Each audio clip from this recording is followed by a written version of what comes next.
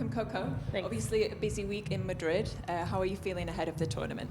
Yeah, super happy to be back in Rome. Excited to hopefully capitalize and do one better than I did in Madrid.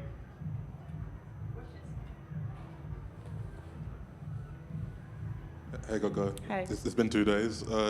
Given how kind of obviously intense this period is, and with these back-to-back tournaments, how do you keep your head and I guess do things also off the court to make sure that when you get on court you're in a good place mentally?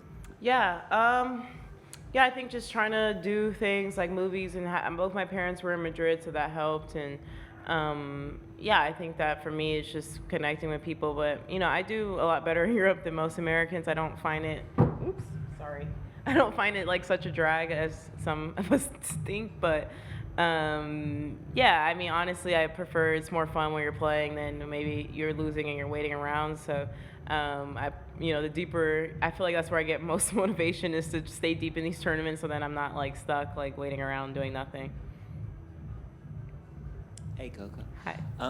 So when we talk about Madrid, starting off a little rocky and then sort of finding your groove and building, what happened there, and what do you learn from that in terms of as you're going through these events?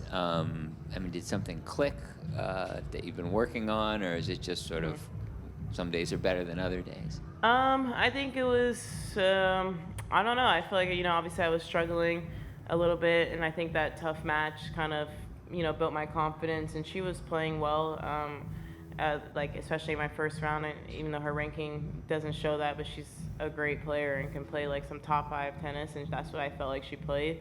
And then after that, it was, pretty much smooth sailing till the final. So I guess I learned that, one match doesn't define your tournament. Obviously, you win a match like that, and you're kind of it's going to be a rough tournament, but it end up not being. So I think just taking each match with a new perspective and a new day and a new mindset.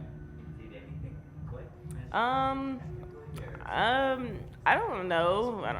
I wouldn't say that thing clicked. I think just, I don't know. I really don't know. I feel like I was playing better, maybe less mistakes and things like that, but it's not like I drastically improved in one day.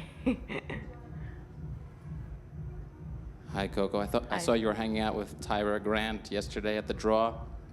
Just wondering how well you know her, what you think of her potential, and what do you think about her nationality switch?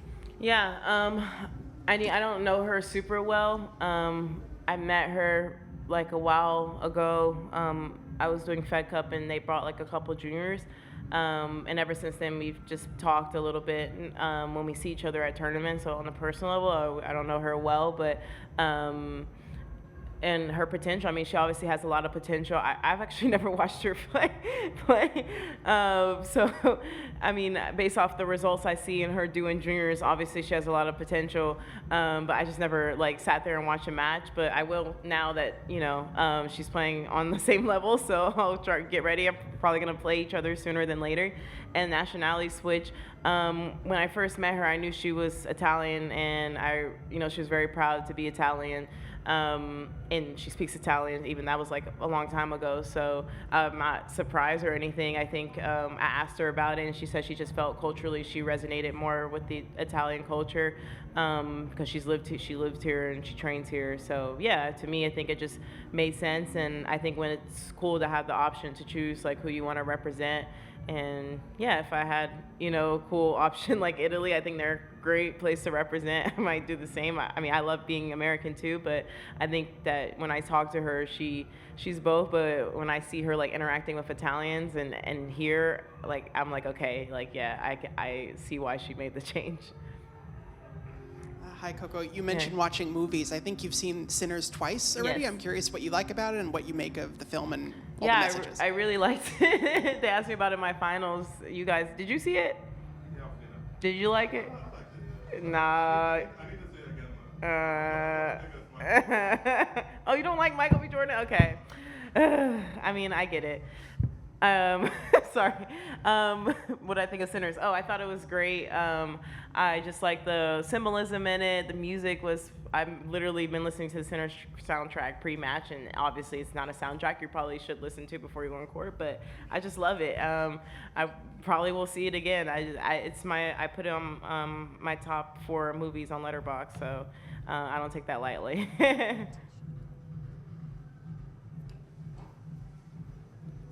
Hi, Coco. You've had so many years of being the youngest by far on tour.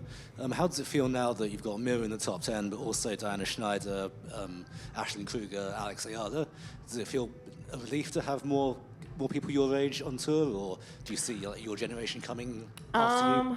I mean, from a competition perspective, it doesn't matter to me. When I was younger, I never cared about my age or anything like that. But from like a personal, like, yeah, it's great to have people around my age. I've always when I said that it was always hard for me to make friends on tour when I first came because I was just way younger than everyone, and I was 15 and there was no other like 15, 16-year-olds playing these tournaments week in and week out. The closest was like a 19 or 20-year-old, maybe outside of IGA, but yeah, it was. But now like having more friends around, it does make a difference, and I can feel like I feel different on site, just being able to have conversations and, you know, relatability. Not that the older players weren't nice to me, they were, but, you know, it's just different. They're getting married, planning their lives out, and I'm, you know, just still trying to figure it out. So it's good to figure it out with other people.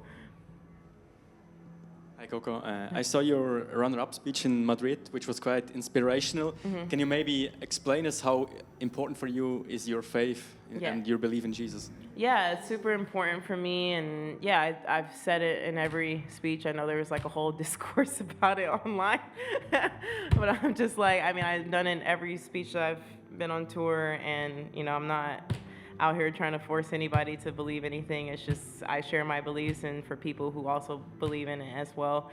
But yeah, I think for me, if we come to a point where we start criticizing people for saying anything, whether it's religion or expressing their pride in their sexuality or anything like that, then that's a bit of censorship. So I think that we all should be able to do what we want to do as long as it's not harming other people. But for me, it's important to share and make other people know that it helps me, who also it could help someone else in their life.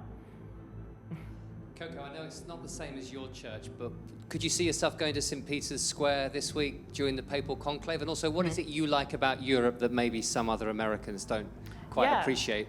Yeah, I'm not Catholic, but I would go just because I feel like it's a historic thing, and we talked about it. Like I learned a lot because I don't know anything about the Catholic religion, but with the whole smoke thing, I thought that was cool, and I want to try to go and just see and just be around it since we're here. And what was your second question? Sorry. Oh, the European. I think I just grew up, like, kind of spent a lot of time here because of Patrick Moscow. I went to his academy, spent like summers in Nice, and I just enjoy the culture, European culture, to be honest. I mean, I love being American and things like that, but I like to experience different things and try new things and conform to other cultures. So I think that's the difference. But I genuinely enjoy traveling, so I look forward to coming here in Europe. And honestly, I just think the clothes and stuff are better here too, so I spend a lot of time in the stores. You recently made the change in sort of launching this new enterprise on your own. Has that changed anything? Is there anything coming on that front in terms of either what you'll be doing? Yeah. I would say not in the near future, but I mean, as far as like tennis-wise and life-wise, no, it won't change anything. But as far as like in the future, yeah, it's something that I wanted to build. Just for like post-career, I've always been passionate about other things since before I was pro, and you know, I have the opportunity to pursue those passions, but you know, it's gonna take time and stuff because of the fact that tennis is my main priority. I have a lot I want to do in this sport, but I think that just starting the foundation instead of when I'm retired having to like play catch up, I think it's like, why not? I can do both things and be passionate about it. I'm Swiss, so I have to ask you something about Belinda Benic, because I think you played her 3 times in this year, and you might even be in the same half in Rome, I guess. What can you say about her, and what makes it so difficult, or what makes it to play against her? Yeah, she's a tough opponent. I think she's just a really good ball striker, and she takes the ball insanely early.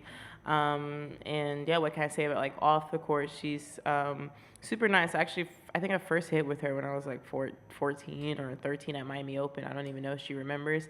But yeah, and then like everything she's with being a mom and how she's kind of left right where she left off is pretty inspiring. And I think when I see her like interact with her family, like she truly strikes me as someone that's just really happy with her life, and that's like, which I am too. But I think like long term, that's like a place I would like to strive to be. Just and she's a very genuine person as well. So yeah, if we play again, it's gonna be another tough match. It's never easy against Belinda, but she forces me to be a better player, which I can appreciate. Over the years, I've seen how tough it is for players when they face players who are injured, and obviously the opponent's injured, but sometimes it gets in your head, right, and it can distract players. I'm curious just what your experience has been like with that. Like maybe when you're younger, was it that ever difficult for you? And in general, what's like the challenge of that? Yeah, I think the challenge of it is when you know they're injured. It's like, okay, you want to just keep the ball on the court and keep them playing, but also when the person is injured, they're probably going to go for more and try to end the points earlier. So obviously, if you're just pushing the ball in and they're slapping, it's not a good, look on you, or not a good combination for you. But yeah, it's always difficult. Sometimes I feel like people sometimes play better when they're injured because of the fact they just whatever, like nothing to lose. You go out there, whatever happens, happens. But it's always awkward, and you don't know whether to celebrate or not. But yeah, and when I was younger, I used to struggle with it a lot because I'm still nice, but I was like maybe too nice then, so I would almost like give away the match. But now I just try to ignore it and just try to pretend that they're still healthy and everything, and play like I would normally, because if not, I probably would just put the ball on the court.